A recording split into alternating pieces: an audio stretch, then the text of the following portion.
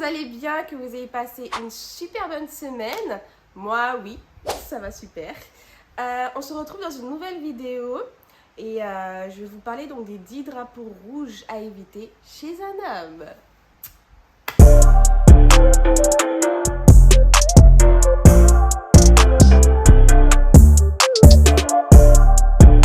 Alors, tu souhaites t'engager dans une relation sérieuse, d'accord?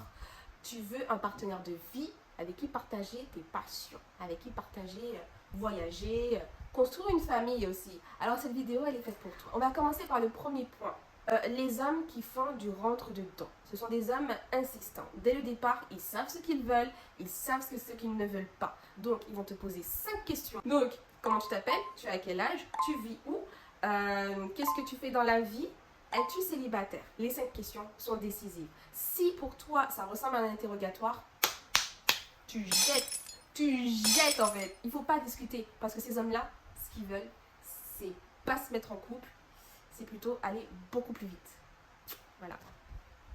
Deuxièmement, les hommes qui ne s'intéressent pas à toi.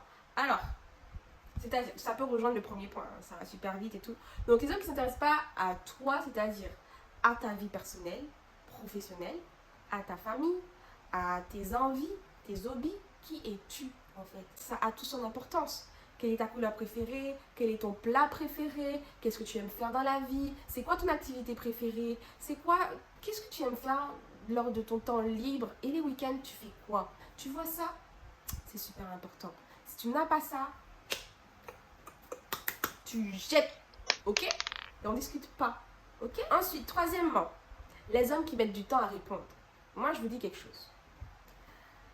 J'avais rencontré quelqu'un et tout, et on parlait super bien. Alors moi, je répondais super vite et tout, lui aussi et tout. Et à un moment donné, il a commencé à pas répondre. Et moi, après, sur le moment, hein, j'ai pas du tout, je me suis dit, bon, il est occupé et tout.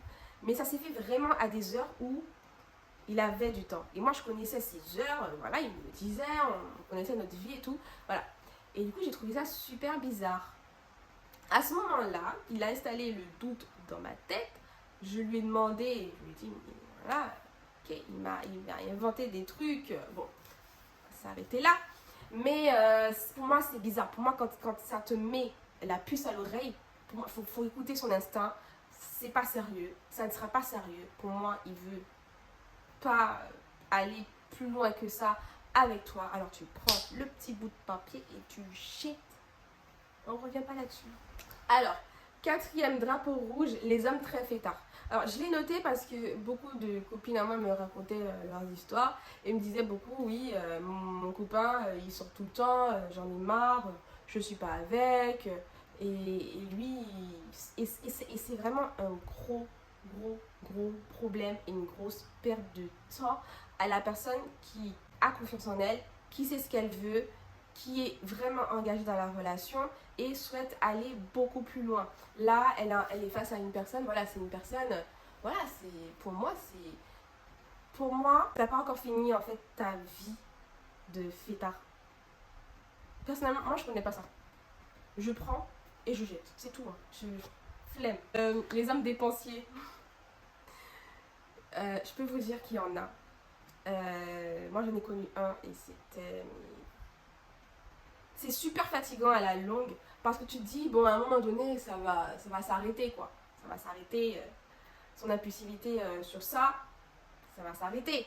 Et non, en fait, tu vois, c'est le type de gars, en fait, qui a envie de tout avoir. Télé, dernier cri, PlayStation, je sais pas, ordinateur, un deuxième portable alors qu'il a déjà, une dernière paire de chaussures alors que le frère, il a déjà, je sais pas, la dernière voiture, réparer sa voiture, faire des trucs sur sa voiture. Vraiment, le mec dépensier et surtout qui est dans le rouge tous les mois, d'accord? C'est le mec qui blabla, d'accord? Et du coup, il veut tout acheter, mais il se retrouve tous les mois dans le rouge. Ah, bah c'est tout simplement une hallucination collective. Tu prends et tu jettes, ok? On discute. Sixième drapeau rouge, les hommes qui ne savent pas dire leurs sentiments. Alors là, c'est malheureux parce que je l'ai vécu. Je suis sûre que toi qui me regardes, tu l'as vécu aussi. On l'a tous vécu. Cette personne qui te dit Et je t'aime beaucoup, mais des fois, j'arrive pas à dire mes sentiments. Je suis bloquée. si on est en couple, c'est que tu l'as choisi. Si on est en couple, c'est que tu es à l'aise, tu as envie de t'engager, tu as envie d'avoir des projets, tu as confiance en toi. Tu vois, tu sais ce que tu dis, tu sais ce que tu fais, tu sais là où tu es. Donc là, tu te dis, ok, il y a un problème. Parce qu'une fois, deux fois, trois fois, et quand ça devient vraiment agaçant pour toi, parce que tu es une personne qui veut quand même qu'il t'embellisse, qui t'aime à toute heure, et quand ça lui chante, à n'importe quel moment, et ben c'est là où tu t'en as pas, tu vois. Et c'est là où tu te rends compte, mais merde, en fait. Oh, je ne comprends pas. Parce que sinon, ces personnes-là, ils vont pas t'apporter grand-chose à part être là avec toi. Pourquoi? Pour le paraître, peut-être, je sais pas. Tu lui poses la question, pourquoi tu sors avec moi? Bah, je sors avec toi parce que je suis bien, parce que il y a souvent, il n'y a pas grand-chose qui sort. Alors que tu as juste besoin d'entendre qu'est-ce qui te plaît chez moi, pourquoi tu es avec moi, et qu'il sort de sa bouche, qu'il voit en fait tes qualités, ta valeur, ce que tu fais, ce que tu dégages pour lui, voilà. Tu prends et tu jettes. Alors, 7e point, les hommes qui parlent mal des femmes. Si tu rencontres quelqu'un et il parle mal des femmes, c'est-à-dire qu'il critique, il va dans la rue, il critique. Et au début, c'est toujours pour rigoler, tu vois. Mais à un moment donné, ok. Et surtout la partie où il parle très très négativement de son ex. Son ex c'est ceci, son ex c'est cela, son ex c'est une mauvaise personne, son ex c'est une pute, son ex n'est pas du tout fréquentable. Parce qu'en fait, il n'a aucune reconnaissance envers les femmes. Et s'il n'a pas reconnaissance envers les femmes, il n'aura pas de reconnaissance auprès de toi. D'accord? Alors tu jettes. 8e drapeau rouge. Les hommes qui se plaignent et qui ne se remettent pas en question. Alors là, je tiens à vous dire et à vous rappeler qu'il est urgent de fuir ces hommes. Ça, c'est sûr et net. Courez même. Cliquez vos claques et vous courez. Parce qu'en fait, ils ne se remettent pas en question. Et ça, c'est dangereux dans la construction d'un couple. Parce qu'il ne faut pas tout le temps se plaindre que oui, j'ai pas ça parce que un tel, nanana, je peux pas avoir ça parce que nanana. Il y a énormément de plaintes sur lui, il y a énormément de doutes aussi, il y a énormément il y a un esprit négatif en fait qui tourne tout simplement, et vous, ça peut vous attaquer parce que vous vous culpabilisez, vous êtes triste, vous avez envie quand même de trouver une solution pour cette personne, vous faites ça, vous allez tout simplement vous rendre malade. Ok? Donc tu prends et tu jettes. Les hommes incapables de dire la vérité. L'homme que tu rencontres, tu as envie de quand même de connaître son parcours, tu as envie de connaître. Et en fait, il te raconte un mensonge juste pour le paraître comme ça, tu vois, juste pour t'impressionner et tout. Et ça peut être drôle, mais en fait, tu es une personne qui veut t'engager, d'accord? Tu n'es pas une personne qui a envie de recommencer des erreurs. Tu veux t'engager, tu veux partager tes projets avec un partenaire de vie, tu vas avoir une famille, donc des enfants. Si vous acceptez ce genre de personne-là, et bien cette personne-là va continuer à vous mentir pour ne pas vous blesser. Mais justement, ce n'est pas un mensonge qui va permettre de vous rendre heureuse, tout simplement. Tu prends et tu jettes.